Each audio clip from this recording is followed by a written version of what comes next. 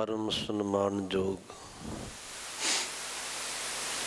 जुगो जुग अटल तख्त चबर दे मालक गरीब नवाज सतगुरु धन धन साहिब श्री गुरु ग्रंथ साहिब जी महाराज जी दी पावन पवित्र हजूरी अंदर सुभाएमान सत संगी जनों गुरु बख्शी फतेह बुलाओ। आखो जी वाहिगुरु जी का खालसा वाहिगुरु जी की फतेह। साहिब कमाल धन गुरु गोबिंद सिंह साहब सच्चे पातशाह जी का जीवन कल रोज तो आपां आरंभ किया है। कल इत्थों तक विचार की कि खुदा दे घर की गल करन वाले खुद दी ही गल करके इहदे विच उलझ गए। सतगुरु गुरु नानक साहब के घर विचों उस परमेश्वर के घर का सुनेहा परमात्मा के घर की बख्शिश मनुखता की झोली विच पाई।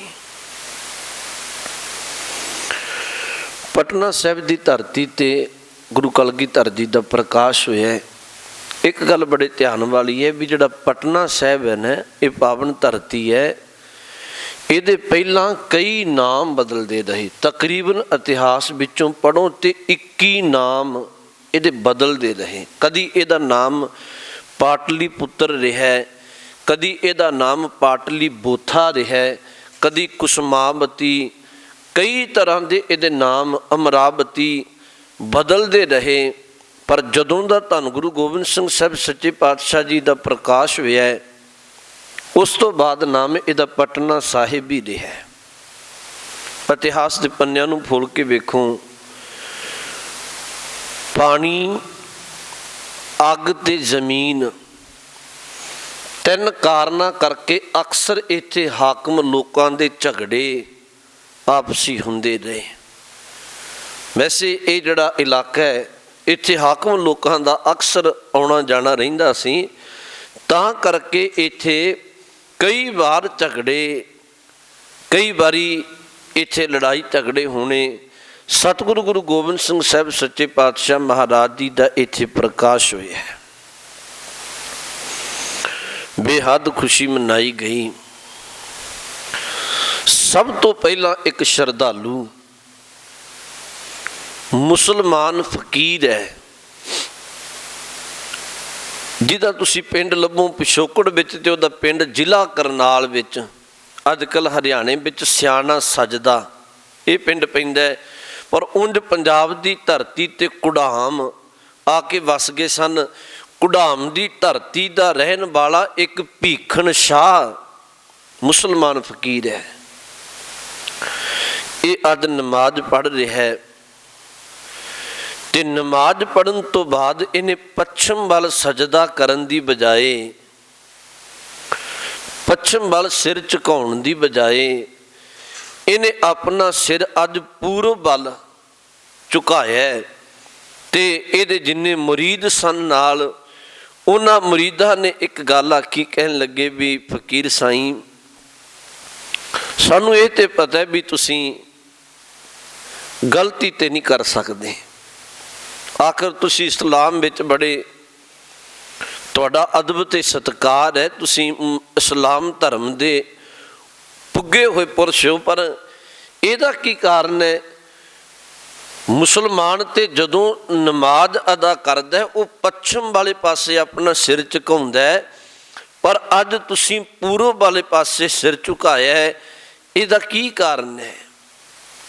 कह लगे भीखन शाह ने अगों शब्द आखे सन अपने मुरीदां नूं, अपने चेलियां नूं शब्द वरतिया भी पहला ये दसना करो तुसी पश्चिम वाल सिर क्यों झुकाउंदे हो, सजदा क्यों करदे हो? अगों उन्हां वचन आखे भी असीं तां करने है इधर खुदा दा नूर है।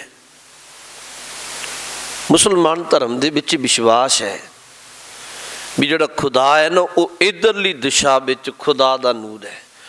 जदों भी वो नमाज अदा करनगे, नमाज अदा करन तो बाद वो दिशा के हिसाब नाल पश्चिम वाले पासे सजदा करते हैं।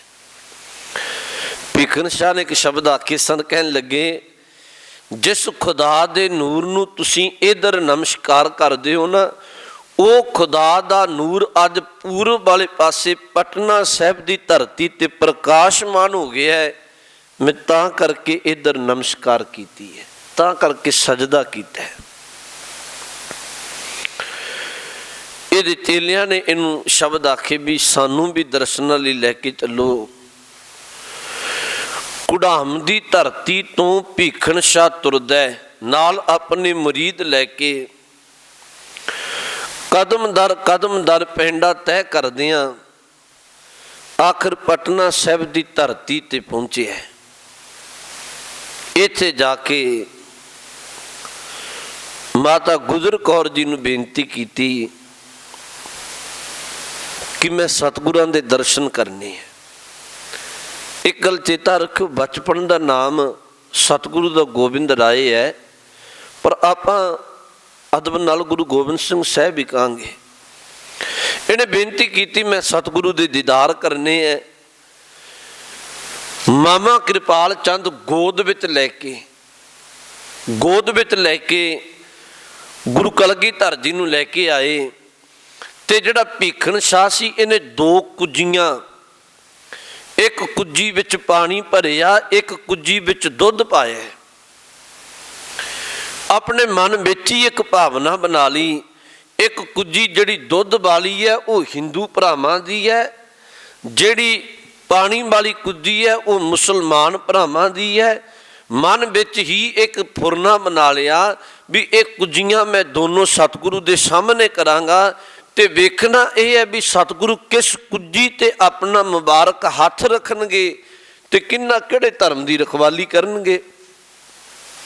ਜਦੋਂ ਮਾਮਾ ਕਿਰਪਾਲ ਚੰਦ ਸਤਿਗੁਰੂ ਨੂੰ ਲੈ ਕੇ ਆਏ, ਗੋਦ ਵਿੱਚ ਨੇ ਇਤਿਹਾਸ ਦਾ ਪੰਨਾ ਕਹਿਣ ਲੱਗੇ ਗੁਰੂ ਗੋਬਿੰਦ ਸਿੰਘ ਸਾਹਿਬ ਸੱਚੇ ਪਾਤਸ਼ਾਹ ਮਹਾਰਾਜ ਨੇ, ਉਹਨੇ ਦਰਸ਼ਨ ਕੀਤੇ, ਇਹਨੇ ਨਮਸਕਾਰ ਕੀਤੀ। ਭੀਖਨ ਸ਼ਾਹ ਨੇ ਦੋਨੋਂ ਕੁੱਜੀਆਂ ਆਪਣੀ ਭਾਵਨਾ ਦੇ ਨਾਲ ਇਹਨੇ ਸਾਹਮਣੇ ਕੀਤੀਆਂ। ਧੰਨ ਗੁਰੂ ਕਲਗੀਧਰ ਸੱਚੇ ਪਾਤਸ਼ਾਹ ਮਹਾਰਾਜ ਨੇ ਪਹਿਲਾਂ ਦੋਨਾਂ ਕੁੱਜੀਆਂ ਤੇ ਉਹ ਨਿੱਕੇ ਨਿੱਕੇ ਹੱਥ, ਬਚਪਨ ਦੀ ਅਵਸਥਾ ਹੈ, ਦੋਨਾਂ ਕੁੱਜੀਆਂ ਤੇ ਹੱਥ ਟਿਕਾਏ। ਬਾਅਦ ਵਿੱਚ ਦੋਨਾਂ ਕੁੱਜੀਆਂ ਨੂੰ ਰੋੜ ਦਿੱਤਾ, ਦੁੱਧ ਵੀ ਰੁੜ ਗਿਆ, ਪਾਣੀ ਵੀ ਰੁੜ ਗਿਆ। ਅਗਾਂਹ ਜਾ ਕੇ ਦੋਨੋਂ ਇੱਕ ਥਾਂ ਤੇ ਇਕੱਤਰ ਹੋ ਗਏ। ਇੱਥੇ ਰਮਜ ਵਿੱਚ ਹੀ ਮੈਂ ਇੱਕ ਪਲ ਤੁਹਾਨੂੰ ਫਿਰ ਬੇਨਤੀ ਕਹਿ ਦਿਆਂ ਵੀ ਜਿਹੜੇ ਫਕੀਰ ਲੋਕ ਹੁੰਦੇ ਨੇ ਉਹ ਜ਼ੁਬਾਨੋਂ ਕਈ ਵਾਰੀ ਘੱਟ ਬੋਲਦੇ ਨੇ, ਉਹ ਰਮਜ ਵਿੱਚ ਸ਼ਬਦ ਬਹੁਤ ਸਮਝਦੇ ਆ। ਇਹਦੇ ਪ੍ਰਤੱਖ ਪ੍ਰਮਾਣ ਵੀ ਨੇ। ਕਈ ਵਾਰੀ ਤੁਹਾਨੂੰ ਮੈਂ ਗੁਰੂ ਨਾਨਕ ਸਾਹਿਬ ਜੀ ਦੇ ਜੀਵਨ ਵਿੱਚੋਂ ਛੋਟੀ ਜਿਹੀ ਗੱਲ ਕਹਿਣ ਲੱਗਿਆ। ਜਦੋਂ ਮੁਲਤਾਨ ਗਏ ਸਨ ਨਾ ਗੁਰੂ ਨਾਨਕ ਸਾਹਿਬ ਸੱਚੇ ਪਾਤਸ਼ਾਹ, ਤੇ ਮੁਲਤਾਨ ਦੀ ਧਰਤੀ ਤੇ ਫਕੀਰ ਲੋਕਾਂ ਨੇ ਜਦੋਂ ਪਤਾ ਲੱਗਿਆ ਵੀ ਇੱਥੇ ਗੁਰੂ ਨਾਨਕ ਸਾਹਿਬ ਆਏ ਨੇ, ਉਹਨਾਂ ਇੱਕ ਦੁੱਧ ਦਾ ਗੜਬਾ ਭਰ ਕੇ ਨੱਕੋ ਨੱਕ ਸਿਰੇ ਤੱਕ ਤੇ ਗੁਰੂ ਨਾਨਕ ਸਾਹਿਬ ਜੀ ਦੇ ਕੋਲ ਘੱਲਿਆ। ਸਤਿਗੁਰੂ ਗੁਰੂ ਨਾਨਕ ਸਾਹਿਬ ਨੇ ਦੁੱਧ ਦੇ ਗੜਬੇ ਤੇ ਚਮੇਲੀ ਦਾ ਫੁੱਲ ਰੱਖ ਕੇ ਵਾਪਸ ਘੱਲ ਦਿੱਤਾ। ਬਾਬਾ ਮਰਦਾਨਾ ਸਾਹਿਬ ਬੜਾ ਹੈਰਾਨ ਹੋਇਆ। ਬਾਬੇ ਮਰਦਾਨੇ ਸਾਹਿਬ ਨੇ ਪੁੱਛ ਲਿਆ, ਕਹਿਣ ਲੱਗੇ ਮਹਾਰਾਜ ਇਹ ਗੱਲ ਮੈਨੂੰ ਸਮਝ ਨਹੀਂ ਆਈ ਵੀ ਉਹਨਾਂ ਦੁੱਧ ਦਾ ਗੜਬਾ ਘੱਲਿਆ ਭਾਂਡਾ ਭਰ ਕੇ, ਤੁਸੀਂ ਚਮੇਲੀ ਦਾ ਫੁੱਲ ਰੱਖ ਕੇ ਦੁੱਧ ਦੇ ਉੱਪਰ ਤੇ ਵਾਪਸ ਘੱਲ ਦਿੱਤਾ। ਚਮੇਲੀ ਦਾ ਫੁੱਲ ਦੁੱਧ ਵਿੱਚ ਡੁੱਬਦਾ ਨਹੀਂ ਹੈ ਤੇ ਇਹਦੀ ਰਮਜ ਮੈਨੂੰ ਸਮਝ ਨਹੀਂ ਆਈ। ਤੇ ਗੁਰੂ ਨਾਨਕ ਸਾਹਿਬ ਨੇ ਉਦੋਂ ਬਚਨ ਆਖੇ ਸਰ, ਕਹਿਣ ਲੱਗੇ ਮਰਦਾਨਿਆਂ ਉਹਨਾਂ ਫਕੀਰਾਂ ਨੇ ਇੱਕ ਰਮਜ ਪਾਈ ਹੈ ਵੀ ਇੱਥੇ ਮੁਲਤਾਨ ਸ਼ਹਿਰ ਵਿੱਚ ਤੇ ਪਹਿਲਾਂ ਹੀ ਪੀਰ ਫਕੀਰ ਬਹੁਤ ਨੇ, ਇੱਥੇ ਤੁਹਾਡੇ ਲਈ ਥਾਂ ਨਹੀਂ ਹੈ ਜੇ ਤੁਸੀਂ ਰਹਿਣਾ ਚਾਹੁੰਦੇ ਹੋਵੋ। ਤੇ ਗੁਰੂ ਨਾਨਕ ਸਾਹਿਬ ਨੇ ਬਚਨ ਆਖਿਆ, ਕਹਿਣ ਲੱਗੇ ਉਹਨਾਂ ਨੇ ਦੁੱਧ ਦਾ ਗੜਬਾ ਭਰ ਕੇ ਘੱਲਿਆ ਸੀ ਵੀ ਇੱਥੇ ਪਹਿਲਾਂ ਹੀ ਨੱਕੋ ਨੱਕ ਮੁਲਤਾਨ ਸ਼ਹਿਰ ਪੀਰਾਂ ਫਕੀਰਾਂ ਨਾਲ ਭਰਿਆ ਹੋਇਆ ਹੈ। ਸਤਿਗੁਰੂ ਕਹਿਣ ਲੱਗੇ ਮੈਂ ਚਮੇਲੀ ਦਾ ਫੁੱਲ ਰੱਖ ਕੇ ਤਾਂ ਘੱਲਿਆ। ਉਹਨਾਂ ਨੂੰ ਇਹ ਗੱਲ ਦੱਸੀ ਹੈ ਵੀ ਮੈਂ ਇੱਥੇ ਕਿਸੇ ਦਾ ਡੇਰਾ ਢਾਹ ਕੇ ਕੋਈ ਡੇਰਾ ਬਣਾਉਣ ਨਹੀਂ ਆਇਆ, ਮੈਂ ਇੱਥੇ ਪੱਕਾ ਕੋਈ ਟਿਕਾਣਾ ਬਣਾਉਣ ਨਹੀਂ ਆਇਆ। ਹਾਲਾਂਕਿ ਮੈਂ ਤੇ ਤੁਹਾਨੂੰ ਤੇ ਸਾਰੀ ਮਨੁੱਖਤਾ ਨੂੰ ਰੱਬੀ ਘਰ ਦਾ ਸੁਨੇਹਾ ਹੀ ਦੇਣ ਆਇਆ। मैं रहन नहीं आया। ये फकीरां दी रमज हुंदी है। मैं बेनती तां कहन लगे हैं, भीखन शाह ने दोनों कुजियां सतगुरु दे सामने कीतियां ते एक रमज पाई। वो रमज ये पाई भी तुसी ये दसो तुसी हिंदू धर्म दे हमैती हो या मुसलमान धर्म दे हमैती हो। गुरु कलगीधर जी ने दोनों कुजियां ते हाथ रखे, फिर दोनों कुजियां नूं रोड़िया। जदों वो रोड़िया ते अगां जाके दुध पानी इकट्ठा हो गया, नमस्कार कर दी भीखन शाह ने। ते भीखन शाह अंदरों अंदर ही समझ गया ये गल भी सतगुरु गुरु गोबिंद सिंह साहब ने गल समझाई है। जे गुरु नानक साहब सच्चे पातशाह महाराज सुल्तानपुर साहब की धरती ते एक मस्जिद विच जाके नमाज पढ़न वालियां नूं चंगी तरह रब की खुदा की नमाज करन दी इबादत करन दा ढंग दसदे है, ते जे जगन्नाथ की धरती ते जाके धन गुरु नानक साहब सच्चे पातशाह महाराज उन्हां हिंदू ब्राह्मण भरावां नूं रब की आरती करन दी जाच दसदे है। ते गुरु कलगीधर जी ने यह गल स्पष्ट कर दी, मैं किसी एक दा नहीं, मैं ते पूरी मनुखता लई साझा है। पूरी मनुखता लई ये गुरु नानक दा घर है। ये भी जिहड़े नाल दे मुरीद सन उन्हां पुछिया सी ते सारी गल भीखन शाह ने अपने मुरीदां नूं समझाई सी। नमस्कार करके गुरु की रहमतां लैके भीखन शाह। एक पल मैं तुहानूं फिर बेनती करां, जे तुसी भाई गुरदास जी दे बचन पढ़ो ना बाणी विचों, भाई गुरदास जी दे, उन्हां लिखिया धर्म दे नां ते इन्ने वितकरे पैदा कीते सन समाज विच। जे कोई मंदिर विच जांदा है वो मस्जिद विच नहीं जांदा, जे कोई मस्जिद विच जांदा है वो मंदिर विच नहीं जांदा। मंदिर जाण वाले नूं मस्जिद विच जाण दी आग्या नहीं, मस्जिद विच जाण वाले नूं मंदिर विच जाण दी आग्या नहीं। भाई गुरदास जी दे बोल ने, चार वर्ण चार मजमा जग विच हिंदू मुसलमाने। उन्हां बचन वरते कह लगे सच्ची गल यह है भी सच किनारे रह गया, खै मरदे बामन मौला ने। धर्म की असली गल तो दूर रह गई, पर एक दूजे दे नाल धर्म दे नाते एक दूजे नाल खै खै के मरदे सन।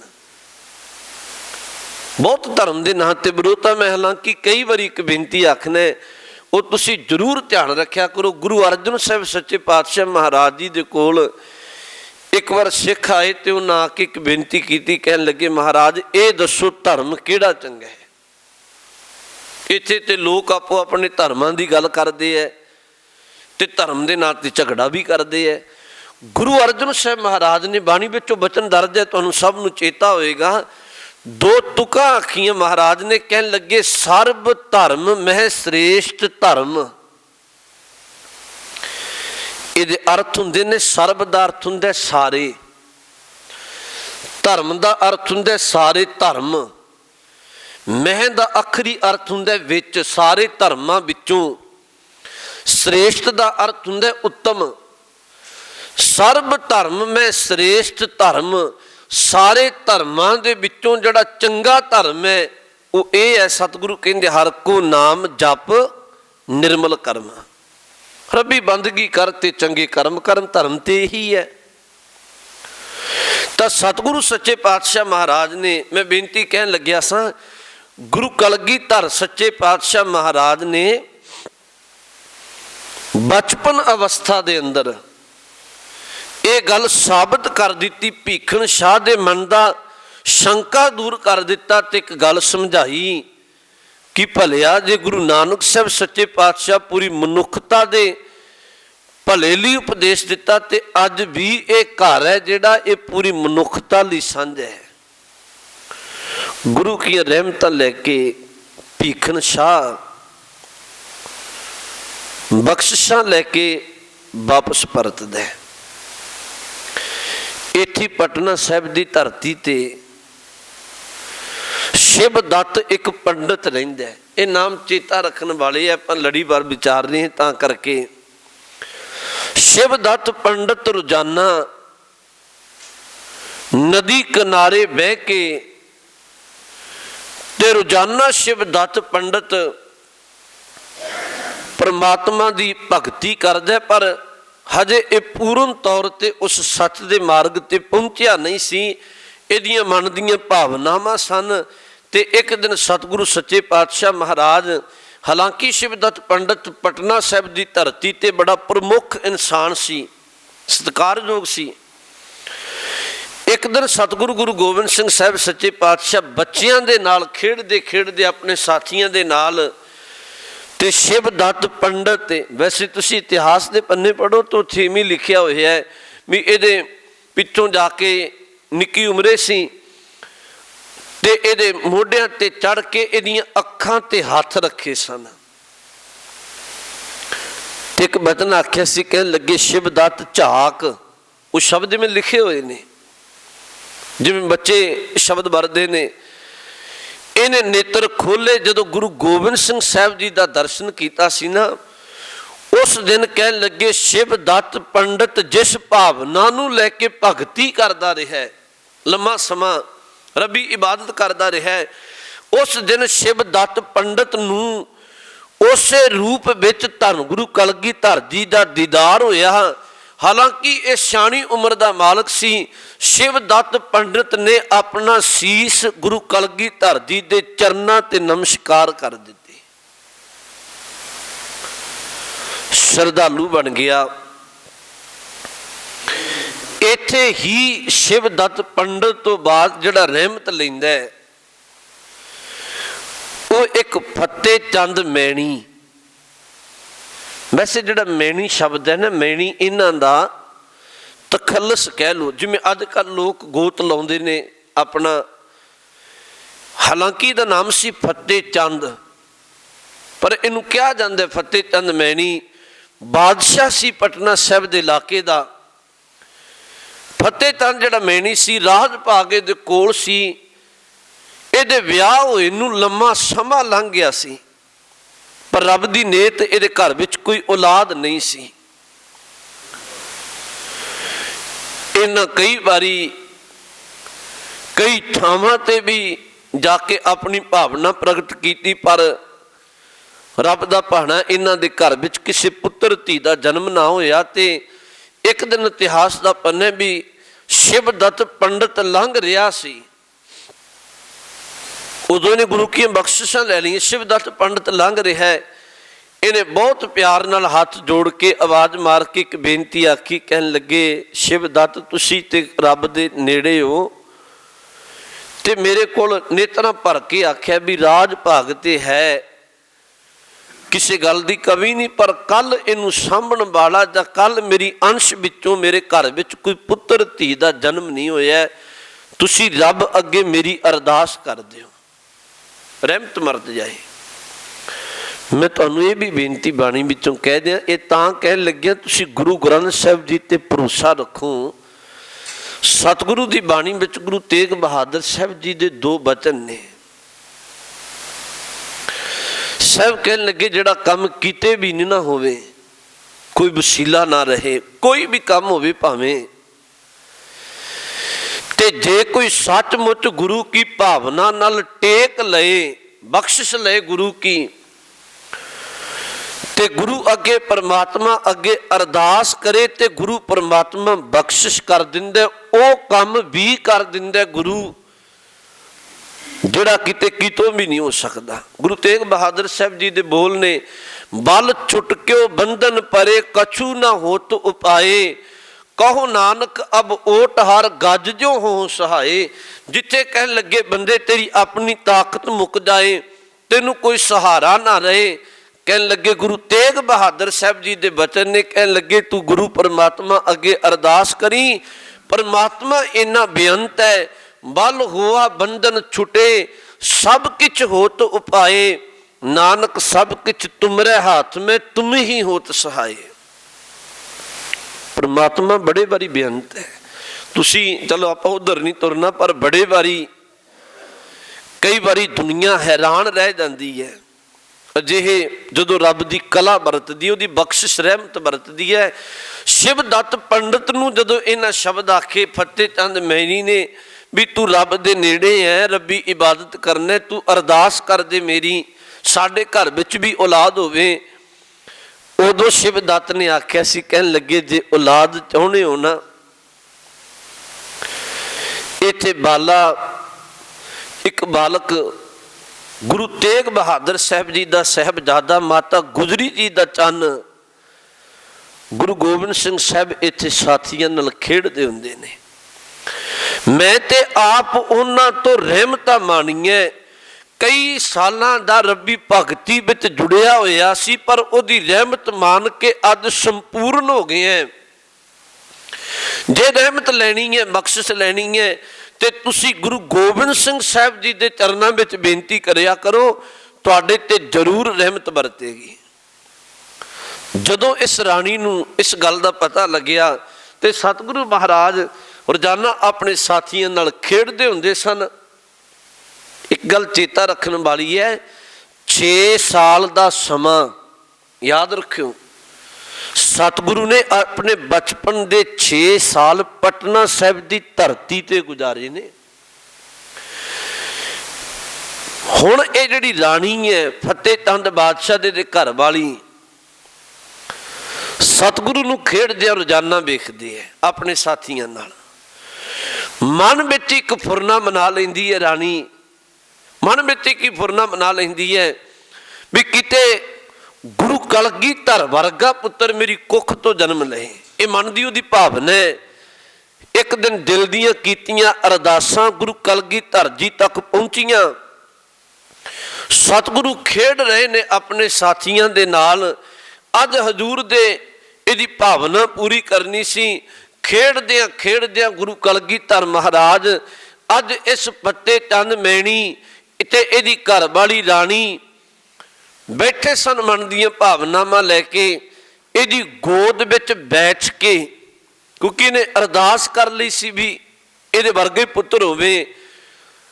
ਕਈ ਸਾਲਾਂ ਬਾਅਦ ਇਹਦੀ ਕੰਨ ਵਿੱਚ ਆਵਾਜ਼ ਪਈ, ਮਾਂ ਸ਼ਬਦ ਕਹਿ ਕੇ ਪੁਕਾਰਿਆ ਸੀ। ਗੁਰੂ ਗੋਬਿੰਦ ਸਿੰਘ ਸਾਹਿਬ ਮਹਾਰਾਜ ਨੇ ਸ਼ਬਦ ਆਖੇ ਮਾਂ, ਇਹਦੀ ਕੰਨ ਵਿੱਚ ਆਵਾਜ਼ ਪਈ। ਇਹਨੂੰ ਬੜਾ ਆਨੰਦ ਤੇ ਸਕੂਨ ਮਿਲਿਆ। ਗੁਰੂ ਕਲਗੀਧਰ ਜੀ ਨੇ ਉਹਨੂੰ ਬਚਨ ਆਖਿਆ ਸੀ, ਕਹਿਣ ਲੱਗੇ ਮਾਂ ਤੂੰ ਮਨ ਦੇ ਇਹੀ ਫੁਰਨੇ ਲੈ ਕੇ ਬੈਠਣੀ ਹੈ ਨਾ ਵੀ ਇਹਦੇ ਵਰਗਾ ਪੁੱਤਰ ਹੋਵੇ। ਅੱਜ ਤੋਂ ਬਾਅਦ ਤੇਰਾ ਮੈਂ ਪੁੱਤਰ ਹੈ, ਤੂੰ ਮੇਰੀ ਮਾਂ ਹੈ। ਸ਼ਾਇਦ ਤੁਹਾਨੂੰ ਪਤਾ ਹੋਵੇ ਸਾਰੇ ਜੀਵਨ ਵਿੱਚ ਗੁਰੂ ਕਲਗੀਧਰ ਸੱਚੇ ਪਾਤਸ਼ਾਹ ਮਹਾਰਾਜ ਨੇ ਫਤਿਹ ਚੰਦ ਮੈਣੀ ਤੇ ਉਹਦੀ ਘਰ ਵਾਲੀ ਰਾਣੀ ਨੂੰ ਮਾਂ ਦੇ ਬਰਾਬਰ ਪਿਆਰ ਤੇ ਸਤਿਕਾਰ ਦਿੱਤਾ ਸੀ। ਇੱਥੇ ਸਤਿਗੁਰੂ ਸੱਚੇ ਪਾਤਸ਼ਾਹ ਨੇ ਇਹਦੀ ਭਾਵਨਾ ਪੂਰੀ ਕੀਤੀ ਤੇ ਇੱਕ ਬਚਨ ਆਖਿਆ, ਕੁਝ ਛਕਾਓ। ਉਦੋਂ ਇਹਨਾਂ ਦੋਨਾਂ ਭਾਵਨਾਵਾਂ ਦੇ ਨਾਲ ਛੋਲੇ ਪੂਰੀਆਂ ਦਾ ਪ੍ਰਸ਼ਾਦਾ ਸਤਿਗੁਰੂ ਤੇ ਸਾਹਿਬ ਦੇ ਸਾਥੀ ਜਿਹੜੇ ਬਚਪਨ ਦੇ ਸਾਥੀ ਸਨ ਉਹਨਾਂ ਨੂੰ ਛਕਾਇਆ। ਤੇ ਤੁਹਾਨੂੰ ਪਤਾ ਹੋਵੇ ਸ਼ਾਇਦ ਅੱਜ ਵੀ ਪਟਨਾ ਸਾਹਿਬ ਦੀ ਧਰਤੀ ਤੇ ਜਾਓ ਨਾ, ਗੁਰੂ ਕੀ ਯਾਦ ਵਿੱਚ ਉਹ ਫਤਿਹ ਚੰਦ ਮੈਣੀ ਤੇ ਘਰ ਵਾਲੀ ਦੀ ਯਾਦ ਵਿੱਚ ਅੱਜ ਵੀ ਉੱਥੇ ਛੋਲੇ ਪੂਰੀਆਂ ਦਾ ਲੰਗਰ ਚੱਲਦਾ ਹਰ ਵੇਲੇ। ਇਹ ਕਾਰਨ ਹੈ, ਤਾਂ ਕਰਕੇ ਚੱਲਦਾ। ਇੱਥੇ ਬਖਸ਼ਿਸ਼ਾਂ ਕਰਨੀਆਂ। ਸਤਿਗੁਰੂ ਫਿਰ ਇੱਥੇ ਰੋਜ਼ਾਨਾ ਹੀ ਆਉਂਦੇ ਸਨ। ਇਹਨੇ ਸ਼ਬਦ ਵੀ ਵਰਤੇ ਸਨ। ਪ੍ਰਿੰਸੀਪਲ ਸਤਵੀਰ ਸਿੰਘ ਨੇ ਇੱਕ ਬਚਨ ਲਿਖਿਆ ਹੈ ਕਿ ਜਦੋਂ ਇਹਦੀ ਰਾਣੀ ਨੇ ਇੱਕ ਬਚਨ ਆ ਕੇ ਕਹਿਣ ਲੱਗੀ, ਪੁੱਤ ਇਹ ਗੁਰੂ ਗੋਬਿੰਦ ਸਿੰਘ ਸਾਹਿਬ ਨੂੰ ਪੁੱਤ ਕਰਕੇ, ਇਹ ਪੁੱਤਰ ਕਰਕੇ ਬਚਨ ਆਪਣੀ ਜ਼ੁਬਾਨ ਰਸਨਾ ਤੋਂ ਕਹਿੰਦੀ ਰਹੀ, ਗੋਬਿੰਦ ਰਾਏ ਤੂੰ 2 ਮਾਵਾਂ ਦਾ ਇੱਕ ਪੁੱਤ ਹੋ ਕੇ ਕਿਵੇਂ ਇਵੇਂ ਦੋਨਾਂ ਮਾਵਾਂ ਦੇ ਕੋਲ ਖੇਡੇਂਗਾ। ਤੇ ਇੱਕ ਬਚਨ ਆਖਿਆ ਸੀ, ਕਹਿਣ ਲੱਗੇ ਮਾਂ ਜਿਵੇਂ ਦੋਨਾਂ ਨੇਤਰਾਂ ਦੀ ਜੋਤ ਇੱਕ ਹੁੰਦੀ ਹੈ, ਇਵੇਂ ਮੈਂ ਤੁਹਾਡੀ ਦੋਨੋਂ ਮਾਵਾਂ ਦਾ, ਮਾਤਾ ਗੁਜਰ ਕੌਰ ਜੀ ਦੋਨਾਂ ਮਾਵਾਂ ਦਾ ਇੱਕ ਪੁੱਤ ਬਣ ਕੇ ਤੁਹਾਨੂੰ ਅਦਬ ਤੇ ਸਤਿਕਾਰ ਦਿਆਂਗਾ। ਇੱਥੇ ਹੀ ਇਤਿਹਾਸ ਦੇ ਬੇਅੰਤ ਪੰਨੇ ਨੇ, ਮੈਂ ਤੁਹਾਨੂੰ ਨਾਮ ਜ਼ਿਕਰ ਕਰ ਦਿੰਦਾ। ਇੱਥੋਂ ਦਾ ਇੱਕ ਹਾਕਮ ਹੈ ਰਹੀਮ ਬਖਸ਼, उन्हें बड़ियां रहमतां माणीਆਂ। इत्थे पटना साहिब की धरती का एक जगत मल सेठ है, उन्हें गुरु की बड़ियां रहमतां लईआं। प्रिंसीपल साहब ने एक वचन वरते है भी जदों अमृत वेला सवेर हुंदी सी ना, ते सतगुरु सच्चे पातशाह महाराज हजे माता गुजर कौर जी दे कोल पहलां ही अमृत वेले संगतां दी लाइन लगी हुंदी सी भी अज गुरु गोबिंद सिंह साहब सच्चे पातशाह नूं ते इन्हां दे साथियां नूं असीं अपने घर लिजावांगे ते साडे घर खेडणगे। कदी रहीम बख्श वर्गे, किते जगत मल सेठ वर्गे, फतेह चंद मैणी वर्गे, करीम बख्श वर्गे, उन्हां पहले ही माता गुजर कौर जी नूं बेनतियां करनियां भी कल साडी वारी है, भी कल साडे घर रहणगे ते शामां ढलदियां तक वापस ना आउण दिंदे। इन्ना प्यार उत्थों दी संगत ने गुरु कलगीधर जी नूं कीता सी।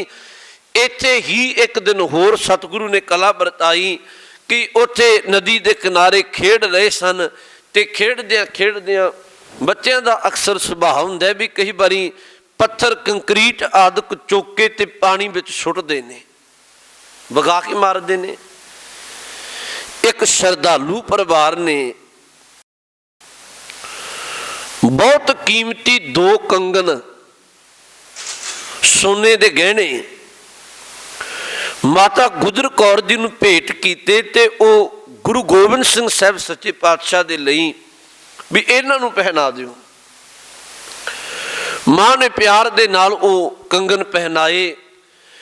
बच्चियां ने ते उत्थे पानी वगदे दे अंदर केवल पत्थर ते कंकरीट सुट्टे इवें खेडी गए। गुरु गोबिंद सिंह साहब सच्चे पातशाह ने बहुत कीमती कंगन हाथ विचों कढ़िया ते पानी विच सुट दिता, नदी विच सुट दिता। जदों वापस घर आए माता गुजर कौर जी ने वेखिया भी हाथ विच कंगन नहीं है। उन्हें कुछ नहीं किया, बड़े प्यार नाल आख्या पुत्र तेनू पता है कीमती कंगन किन्नी, ओदी कीमत किन्नी सी? बहुत कीमती सी। इन्हें मां नूं आख्या, सतगुरु पातशाह ने कहने लगे मां गुरु का उपदेश नालों भी वध कीमती सी। उन्हें आख्या नहीं, कित्थे सुटिया है? कहने मां दी उंगल पकड़ के गुरु गोबिंद सिंह साहब सच्चे पातशाह उस नदी किनारे ले जाते हैं। एक बार तो गलती हो सकती है, मनने है। सतगुरु ने दूजा कंगन भी हाथ विचों कढ़ के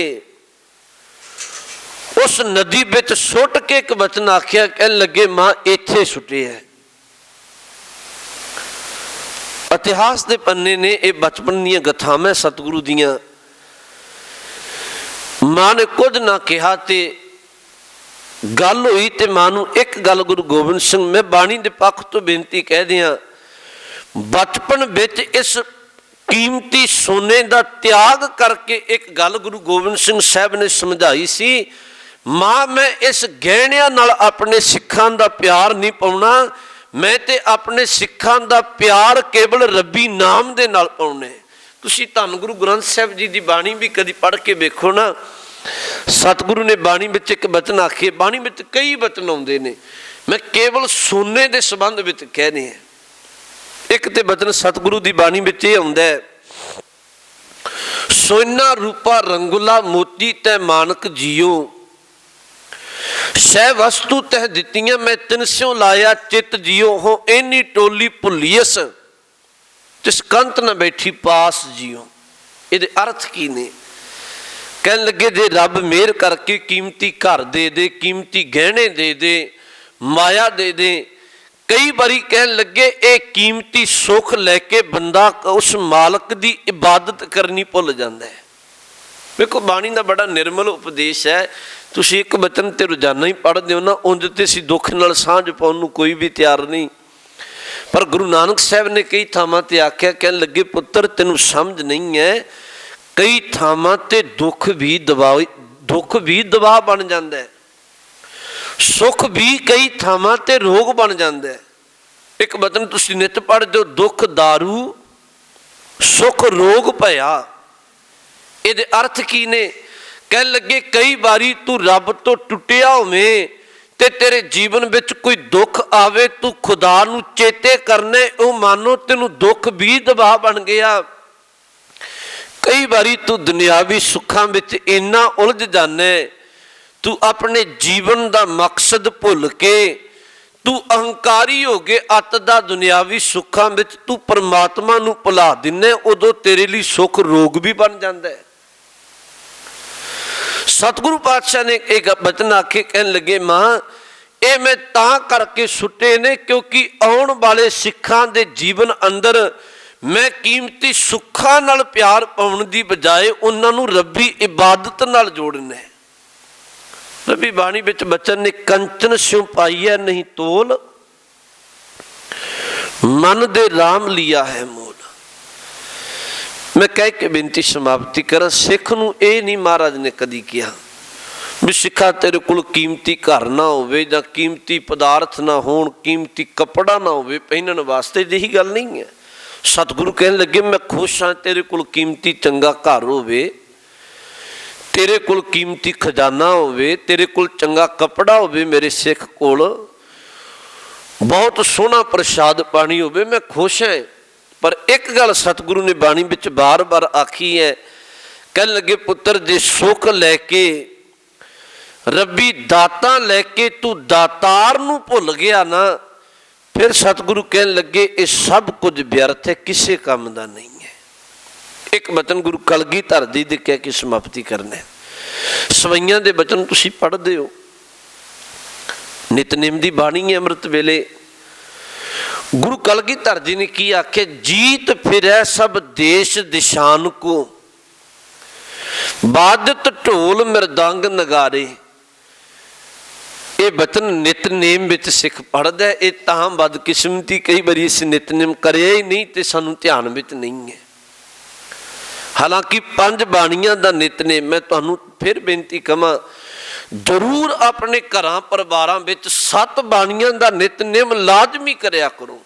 ਆਪਣੇ ਜੀਵਨ ਦਾ ਪਰਨ ਬਣਾ ਲਓ ਘਰ ਦਾ ਇੱਕ ਇੱਕ ਜੀ ਕਿ ਅੰਮ੍ਰਿਤ ਵੇਲੇ 5 ਬਾਣੀਆਂ ਦਾ ਪਾਠ ਕਰਨਾ ਹੀ ਕਰਨਾ। ਸ਼ਾਮਾਂ ਢਲਦੀਆਂ ਰਹਿਰਾਸ ਸਾਹਿਬ ਦਾ ਪਾਠ ਕਰਨਾ, ਸੌਣ ਵੇਲੇ 16 ਸਾਹਿਬ ਦਾ ਪਾਠ ਕਰਕੇ ਅਰਦਾਸ ਕਰਕੇ ਪੈਣਾ। ਇਹ ਜੀਵਨ ਦਾ ਰੂਟੀਨ ਬਣਾਓ। ਤੀਜੀ ਬਾਣੀ ਹੈ ਅੰਮ੍ਰਿਤ ਵੇਲੇ ਦੀ, ਗੁਰੂ ਕਲਗੀਧਰ ਜੀ ਦੇ ਬਚਨ ਨੇ, ਜੀਤ ਫਿਰੈ ਸਭ ਦੇਸ਼ ਦਿਸ਼ਾਨ ਕੋ, ਬਾਜਤ ਢੋਲ ਮਿਰਦੰਗ ਨਗਾਰੇ। ਗੁੰਜਤ ਗੂੜ ਗਜਾਨ ਕੇ ਸੁੰਦਰ ਹਿੰਸਤ ਹੀ ਹੈ ਰਾਜ ਹਜ਼ਾਰੇ। ਭੂਤ ਭਵਿਖ ਭਵਾਨ ਕੇ ਭੂਪਤ ਕੌਣ ਗਨੈ ਨਹੀਂ ਜਾਤ ਵਿਚਾਰੇ। ਸ੍ਰੀਪਤ ਸ੍ਰੀ ਭਗਵਾਨ ਭਜੇ ਬਿਨ ਅੰਤ ਕੋ ਅੰਤ ਕੇ ਧਾਮ ਸਿਧਾਰੇ। ਹੁਣ ਇਹਦੇ ਅਰਥ ਕੀ ਨੇ? ਇਹਦੇ ਅਰਥ ਨੇ ਗੁਰੂ ਗੋਬਿੰਦ ਸਿੰਘ ਸਾਹਿਬ ਕਹਿੰਦੇ ਜੀਤ ਫਿਰੈ ਸਭ ਦੇਸ਼ ਦਿਸ਼ਾਨ ਕੋ। ਕੋਈ ਇਹੋ ਜਿਹਾ ਬਾਦਸ਼ਾਹ ਹੋਵੇ ਵੀ ਦੇਸ਼ਾਂ ਦਿਸ਼ਾਂਤਰਾਂ ਨੂੰ ਜਿੱਤਦਾ ਹੋਵੇ। ਬਾਦਤ ਢੋਲ ਮਿਰਦੰਗ ਨਗਾਰੇ, ਢੋਲ ਤੇ ਨਗਾਰੇ ਉਹਦੇ ਨਾਲ ਖੁਸ਼ੀ ਦੇ ਵੱਜਦੇ ਹੋਣ। ਜਿਵੇਂ ਲੋਕ ਤੁਹਾਨੂੰ ਪਤਾ ਹੈ ਵੀ ਕੁਝ ਖੁਸ਼ੀ ਦਾ ਪਲ ਹੋਵੇ ਤੇ ਢੋਲ ਨਗਾਰੇ ਵਜਾਉਂਦੇ ਆ। ਬਾਦਤ ਢੋਲ ਮਿਰਦੰਗ ਨਗਾਰੇ, ਗੁੰਜਤ ਗੂੜ ਗਜਾਨ ਕੇ ਸੁੰਦਰ ਹਿੰਸਤ ਹੀ ਹੈ ਰਾਜ ਹਜ਼ਾਰੇ। ਉਹਦੇ ਕੋਲ ਕੀਮਤੀ ਹਾਥੀ ਹੁਣ ਅਸਵਾਰੀਆਂ ਵਾਸਤੇ, ਕੀਮਤੀ ਘੋੜੇ ਹੁਣ ਜਿਹੜੀ ਹਵਾ ਨਾਲ ਗੱਲਾਂ ਕਰਦੇ ਹੁਣ, ਭਾਵ ਹਵਾ ਨੂੰ ਮਾਤ ਪਾਉਂਦੇ ਹੁਣ। ਸਭ ਕਹਿਣ ਲੱਗੇ ਭੂਤ ਭਵਿਖ ਭਵਾਨ ਕੇ ਭੂਪਤ ਕੌਣ ਗਨੈ ਨਹੀਂ ਜਾਤ ਵਿਚਾਰੇ। ਇਹੋ ਜਿਹੇ ਰਾਜੇ ਪਹਿਲਾਂ ਵੀ ਹੋਏ, ਹੁਣ ਵੀ ਹੋਣਗੇ, ਆਉਣ ਵਾਲੇ ਸਮੇਂ ਵਿੱਚ ਵੀ ਹੋਣਗੇ, ਜਿਨ੍ਹਾਂ ਕੋਲ ਰਾਜ ਭਾਗ ਹੋਏਗਾ, ਜਿਨ੍ਹਾਂ ਕੋਲ ਕੀਮਤੀ ਖਜ਼ਾਨੇ ਹੋਣਗੇ, ਜਿਨ੍ਹਾਂ ਕੋਲ ਕੀਮਤੀ ਸਵਾਰੀਆਂ ਹੋਣਗੀਆਂ। ਪਰ ਗੁਰੂ ਕਲਗੀਧਰ ਜੀ ਨੇ ਆਖਿਆ ਸ੍ਰੀਪਤ ਸ੍ਰੀ ਭਗਵਾਨ ਭਜੇ ਬਿਨ। ਸ੍ਰੀਪਤ ਦੇ ਅੱਖਰੀ ਅਰਥ ਹੁੰਦੇ ਨੇ ਸ਼੍ਰੋਮਣੀ ਪਤੀ ਪਰਮਾਤਮਾ। ਕਹਿੰਦੇ ਸਭ ਕੁਝ ਰਾਜ ਭਾਗ ਹੋ ਕੇ ਵੀ ਜੇ ਸ਼੍ਰੋਮਣੀ ਪਤੀ ਪਰਮਾਤਮਾ ਦੇ ਚਰਨਾਂ ਵਿੱਚ ਨਾ ਜੁੜਿਆ ਨਾ, ਅੰਤ ਕੋ ਅੰਤ ਕੇ ਧਾਮ ਸੁਧਾਰੇ। ਅੰਤ ਵੇਲੇ ਜੀਵਨ ਦੀ ਬਾਜੀ ਹਾਰ ਕੇ ਜਾਏਗਾ, ਪੱਲੇ ਕੁਝ ਵੀ ਨਹੀਂ ਪੈਣਾ। ਗੁਰੂ ਤੇਗ ਬਹਾਦਰ ਸਾਹਿਬ ਦਾ ਬਹੁਤ ਪਿਆਰਾ ਇੱਕ ਬਚਨ ਹੈ। ਕੁਝ ਬਾਣੀ ਅਸੀਂ ਬਹੁਤ ਕੁਝ ਯਾਦ ਕਰੀ ਫਿਰਨੇ ਸਾਰੀ, ਇਹ ਨਹੀਂ ਵੀ ਸਾਰੇ ਨਹੀਂ ਕਰੀ ਫਿਰਦੇ। ਅਸੀਂ ਆਪਣੇ ਘਰਾਂ ਦੇ ਹਿਸਾਬ ਕਿਵੇਂ ਚੇਤਾ ਰੱਖੇ ਨੇ, ਸਾਨੂੰ ਬਹੁਤ ਕੁਝ ਚੇਤਾ ਹੁੰਦਾ ਹੈ। ਕੁਝ ਕੁ ਬਾਣੀ ਦੇ ਸ਼ਬਦ ਸਾਨੂੰ ਪੱਕੇ ਚੇਤਾ ਕਰ ਲੈਣੇ ਚਾਹੀਦੇ ਹੈ, ਕਿਉਂਕਿ ਜਿਹੜੇ ਸਾਡੇ ਜ਼ਿਹਨ ਵਿੱਚ ਰਹਿਣ ਤੇ ਸਾਨੂੰ ਬਾਰ-ਬਾਰ ਗੁਰੂ ਸਮਝਾਉਂਦਾ ਰਹੇ। ਬਾਣੀ ਦੇ ਇੱਕ ਬਚਨ ਹੈ, ਤਿੰਨ ਅਵਸਥਾਵਾਂ ਜੀਵਨ ਦੀਆਂ, ਇੱਕ ਬਚਪਨ ਹੈ, ਦੂਜੀ ਜਵਾਨੀ ਹੈ ਤੇ ਤੀਜੀ ਬਜ਼ੁਰਗੀ ਹੈ। ਸਭ ਕਹਿਣ ਲੱਗੇ ਜੇ ਤੇਰੇ ਤੇ ਬਚਪਨ ਹੈ ਤੇ ਫਿਰ ਧਰਮ ਦਾ ਬਚਪਨਾ ਚਾਹੀਦਾ ਹੈ। ਜੇ ਜਵਾਨੀ ਆ ਗਈ ਤੇ ਸਰੀਰ ਤੰਦਰੁਸਤ ਹੁੰਦਾ, ਉਦੋਂ ਸਮਝ ਹੁੰਦੀ ਹੈ ਰੱਬ ਮਿਹਰ ਕਰੇ ਤੂੰ ਧਰਮ ਨੂੰ ਵੀ ਕਮਾਏ, ਧਰਮ ਦੀ ਵੀ ਜਵਾਨੀ ਆ ਜਾਏ, ਉਦੋਂ ਤੂੰ ਸੰਗਤ ਵੀ ਕਰ ਸਕਨੇ, ਉਦੋਂ ਅੰਮ੍ਰਿਤ ਵੇਲਾ ਵੀ ਸਾਂਭ ਸਕਨੇ, ਕਈ ਕੁਝ ਹੈ, ਸਰੀਰ ਤੰਦਰੁਸਤ ਹੈ। ਜਦੋਂ ਬਜ਼ੁਰਗੀ ਆਏ ਤੇਰੇ ਤੇ, ਗੁਰੂ ਤੇਗ ਬਹਾਦਰ ਸਾਹਿਬ ਜੀ ਕਹਿੰਦੇ ਤਨ ਮੜੀਆਂ ਵਿੱਚ ਜਾਣ ਤੋਂ ਪਹਿਲਾਂ ਪਹਿਲਾਂ ਮਨ ਆਤਮਾ ਤੇਰਾ ਪਰਮਾਤਮਾ ਘਰ ਪਹੁੰਚ ਜਾਏ, ਤੇਰੀ ਇਹ ਅਵਸਥਾ ਬਣ ਜਾਏ। ਇਹ ਨਹੀਂ ਵੀ ਤਨ ਤੇ ਬਜ਼ੁਰਗੀ ਆਈ, ਚਿੱਟਾ ਦਾੜਾ ਆ ਗਿਆ ਤੇ ਹਜੇ ਵੀ ਸੁਰਤ ਵਿਕਾਰਾਂ ਵਿੱਚ ਹੈ, ਹਜੇ ਵੀ ਉਹੀ ਭੈੜੀ ਬਿਰਤੀ ਲੈ ਕੇ ਆਪਣੇ ਜ਼ਿਹਨ ਵਿੱਚ ਬੈਠਾ ਹੋਏ ਹੈ। ਅਜਿਹੀ ਗੱਲ ਨਹੀਂ ਹੋਣੀ ਚਾਹੀਦੀ। ਹਾਲਾਂਕਿ ਮੈਂ ਇੱਕ ਬੇਨਤੀ ਕਰਾਂ, ਭਾਈ ਨੰਦ ਲਾਲ ਜੀ ਦਾ ਇੱਕ ਬਚਨ ਹੈ, ਉਹਨਾਂ ਆਖਿਆ ਬਜ਼ੁਰਗੀ ਇਹ ਨਹੀਂ ਵੀ ਚਿੱਟੇ ਕੇਸ ਆ ਜਾਣ ਜਾਂ ਉਮਰ ਦਾ ਪੰਧ ਤੈਅ ਕਰ ਲਵੇਂ, ਬਜ਼ੁਰਗੀ ਇਹ ਹੈ ਤੇਰੇ ਅੰਦਰ ਰੱਬੀ ਬੰਦਗੀ ਹੋਵੇ। ਗੁਰੂ ਗ੍ਰੰਥ ਸਾਹਿਬ ਜੀ ਦੇ ਘਰ ਦਾ ਉਪਦੇਸ਼ ਵੱਖਰਾ ਹੈ। ਭਾਈ ਨੰਦ ਲਾਲ ਜੀ ਨੇ ਆਖਿਆ ਬਜ਼ੁਰਗੀ ਬਾ ਦਤ ਬਾਏ ਕੁਨ ਬੰਦਗੀ, ਬਜ਼ੁਰਗੀ ਉਹਦੇ ਵਿੱਚ ਹੈ। ਮੈਂ ਫਿਰ ਬੇਨਤੀ ਕਰਾਂ, ਇੱਕ ਬੱਚਾ ਵੀ ਬਜ਼ੁਰਗ ਹੋ ਸਕਦਾ ਹੈ ਜੇ ਉਹਦੇ ਅੰਦਰ ਧਰਮ ਤੇ ਬੰਦਗੀ ਹੈ। ਤੇ ਗੁਰੂ ਗ੍ਰੰਥ ਸਾਹਿਬ ਦੀ ਬਾਣੀ ਤੁਸੀਂ ਪੜ੍ਹੋ, ਗੁਰੂ ਗ੍ਰੰਥ ਸਾਹਿਬ ਦੀ ਬਾਣੀ ਵਿੱਚੋਂ ਤੁਹਾਨੂੰ ਆਰਜਾ ਕਰਕੇ ਉਹ ਬੱਚੇ ਬਜ਼ੁਰਗ ਮਿਲਣਗੇ, ਜਿਹਦੇ ਵਿੱਚੋਂ ਦੋਵਾਂ ਦਾ ਖਾਸ ਕਰਕੇ ਜ਼ਿਕਰ ਹੈ, ਇੱਕ ਭਗਤ ਪ੍ਰਹਿਲਾਦ ਜੀ ਦਾ, ਇੱਕ ਭਗਤ ਧਰੂ ਜੀ ਦਾ। ਉਮਰ ਤੇ ਉਹਨਾਂ ਦੀ 5-5 7-7 ਸਾਲ ਦੀ ਸੀ, ਇਤਿਹਾਸ ਵਿੱਚੋਂ ਪੜ੍ਹੋ। ਪਰ ਗੁਰੂ ਨੇ ਬਾਣੀ ਵਿੱਚ ਕੀ ਕਿਹਾ, ਕਹਿੰਦੇ ਰਾਮ ਜਪੋ ਜੀ ਐਸੇ ਐਸੇ, ਧਰੂ ਪ੍ਰਹਿਲਾਦ ਜਪਿਓ ਹਰ ਜੈਸੇ। ਨਮਸਕਾਰ ਹੈ। ਸਤਿਗੁਰੂ ਦੇ ਘਰ ਵਿੱਚ ਬਜ਼ੁਰਗੀ ਬੰਦਗੀ ਕਰਕੇ ਹੈ, ਚੰਗੇ ਗੁਨਾਹ ਕਰਕੇ ਹੈ। ਤਾਂ ਮੈਂ ਬੇਨਤੀ ਕਹਿ ਰਿਹਾ ਸਾਂ, ਸਾਹਿਬ ਨੇ ਆਖਿਆ ਬੰਦਿਆ ਤੇਰੀਆਂ ਤਿੰਨ ਅਵਸਥਾਵਾਂ, ਬਚਪਨਾ, ਜਵਾਨੀ ਤੇ ਬਜ਼ੁਰਗੀ। ਜੇ ਧਰਮ ਹੈ ਤੇ ਤੇਰੀਆਂ ਤਿੰਨੋਂ ਅਵਸਥਾਵਾਂ ਪ੍ਰਵਾਨ ਨੇ। ਜੇ ਧਰਮ ਨਹੀਂ ਨਾ ਤੇ ਧੰਨ ਗੁਰੂ ਗ੍ਰੰਥ ਸਾਹਿਬ ਸੱਚੇ ਪਾਤਸ਼ਾਹ ਕਹਿੰਦੇ ਧਰਮ ਤੋਂ ਬਿਨਾਂ ਤੇਰਾ ਬਚਪਨਾ ਵੀ ਕਿਸੇ ਕੰਮ ਦਾ ਨਹੀਂ, ਧਰਮ ਤੋਂ ਬਿਨਾਂ ਤੇਰੀ ਜਵਾਨੀ ਵੀ ਕਿਸੇ ਕੰਮ ਦੀ ਨਹੀਂ, ਧਰਮ ਨਹੀਂ ਕਮਾਇਆ ਤੇ ਤੇਰੀ ਬਜ਼ੁਰਗੀ ਵੀ ਕਿਸੇ ਕੰਮ ਦੀ ਨਹੀਂ। ਬਾਣੀ ਦਾ ਬਚਨ ਹੈ ਬਾਲ ਜਵਾਨੀ ਔਰ ਬਿਰਧ ਫੁਣ। ਵੇਖੋ ਬਹੁਤ ਸੌਖੇ ਸ਼ਬਦ ਨੇ। ਬਾਲ ਦਾ ਅਰਥ ਬਚਪਨਾ, ਜਵਾਨੀ ਦਾ ਅਰਥ ਇਨ ਬਿਨ ਬਚਨ ਹੈ ਬਾਲ ਜਵਾਨੀ ਔਰ ਬਿਰਧ ਫੁਨ, तीन अवस्था जान। तीन अवस्थावां में कहो नानक हर भजन बिन, रबी बंदगी तो बिना बिरथा सब ही मान। सब कहन लगे कीता हुआ मान व्यर्थ है। तो मैं बेनती कह रही है जीवन में धर्म नूं कमाईए। इत्थों तक इत्थे रहमतां सतगुरु ने वरताईयां ते इत्थों सतगुरु ने पटना साहिब तो फिर आनंदपुर साहिब नूं जाना। वो लड़ी आपां कल रोज़ विचारांगे। गुरु गोबिंद सिंह साहिब सच्चे पातशाह जी का प्रकाश दिहाड़ा आने वाले दिनों में मनाया जा रहा है। इसे गल नूं मुख रखदे आपां भी रल मिल के गुरु के जीवन नूं विचार सकीए। भुल चुक दी खिमा जी, फतेह दी सांझ पाओ। आखो जी वाहिगुरू जी का खालसा, वाहिगुरू जी की फतेह।